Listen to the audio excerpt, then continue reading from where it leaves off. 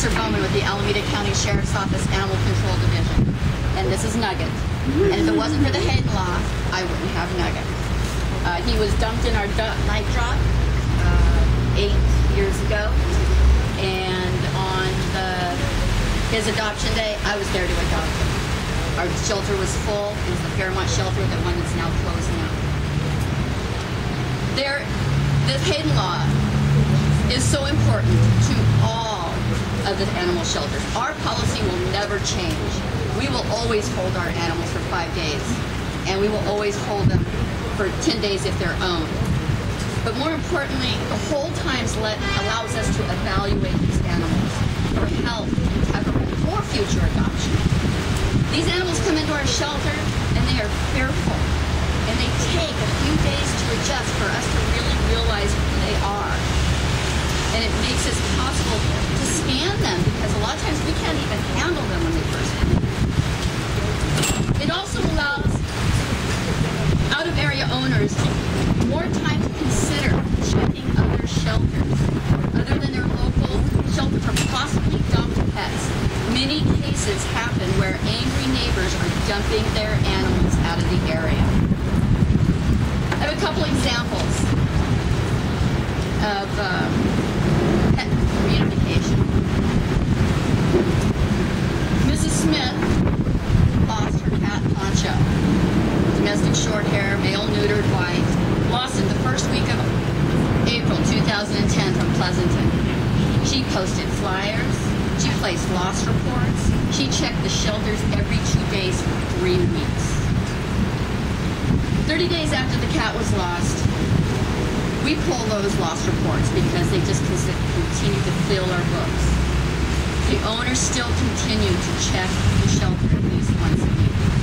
On the 3rd week in May, East County Animal Shelter received a white cat from Pleasanton with no ID, which was held for 5 days before making it available for adoption.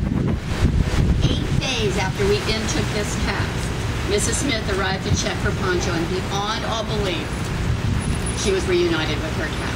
Had been missing for 2 months. I also have another story. This is a common one. This happens all the time. We have Mrs. Jones, who lost her black lab, Remy. Dog entered the shelter March 5th, 2011, with no ID. It was held for 5 days before making it available for adoption. No adopters were interested in this dog. Great dog. 7 days at the shelter, Mrs. Jones arrives to look for their dog, Remy, and sees the dog among the kennels. Upon redemption, the shelter staff asks, "Why did it take you so long to come redeem your dog?" Turned out he was on vacation, and the pet sitter didn't tell him. So these are all really great reasons why we got to keep the head on. Thank you.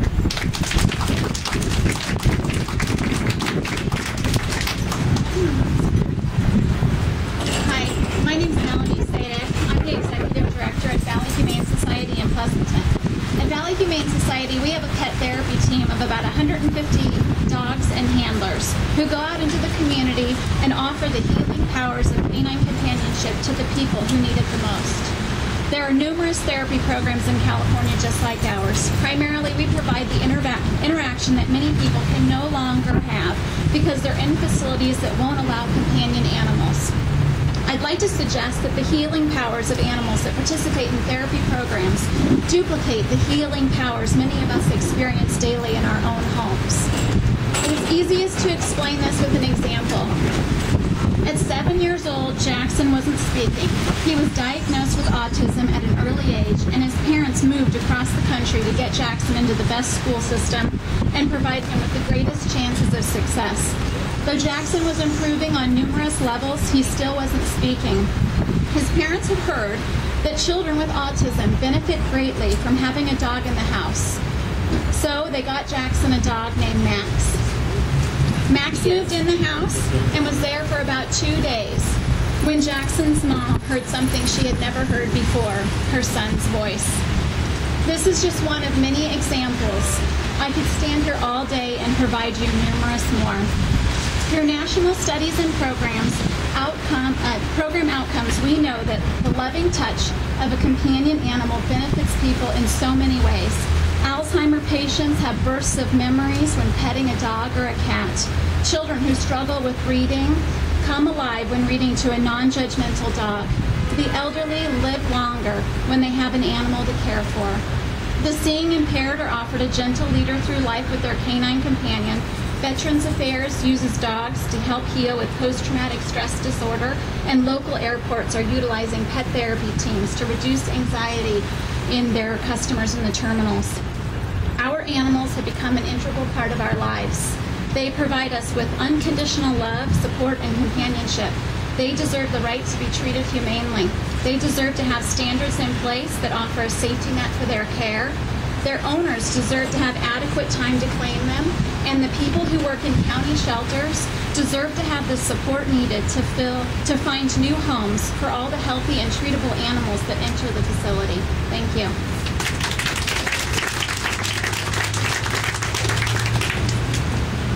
Good morning.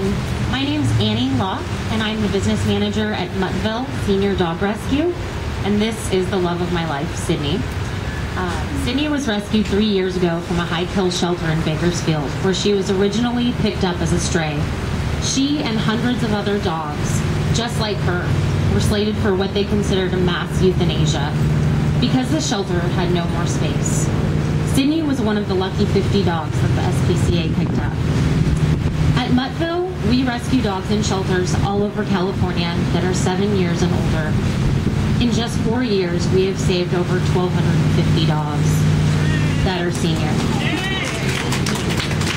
If the Hayden Law is repealed, the required holding period of an animal in a shelter will not be long enough for us rescue groups and for volunteers to coordinate the rescue of these animals. Often, we save dogs in just the nick of time before they are euthanized. Many deserving animals, like Sydney, are going to die if we aren't given the time. It is not the animal's fault that we are in a financial bind.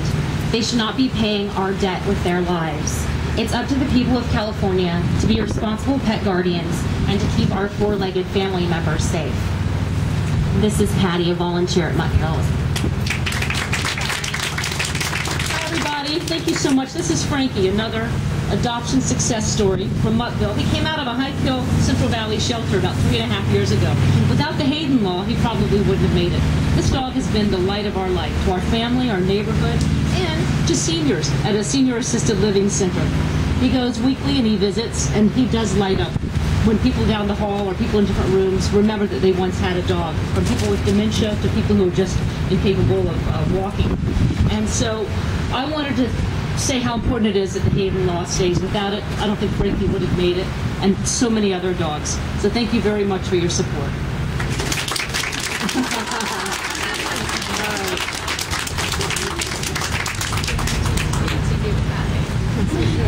I believe that ends the speaking. So I want to remind you, we are voting on the resolution today. I think there is still time to contact the governor and reverse this decision. So come up to the 5th floor. We do have seats for only designated animals, and I think you know which ones you are.